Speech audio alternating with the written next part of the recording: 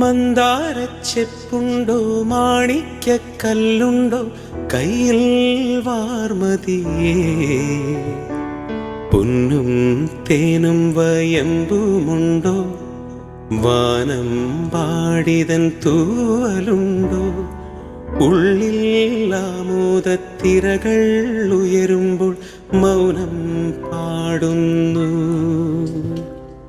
ഉള്ളിൽ ആമോദത്തിരകൾ ഉയരുമ്പോൾ മൗനം പാടുന്നു. പെട്ടെന്ന് ആ ഡയലോഗും കൂടി മനസ്സിൽ വരണം. അപ്പൊ ശിവചേട്ടനൊരു പ്രത്യേക ഐഡിയ. നേരെ ജോയിലേക്ക് വരട്ടെ.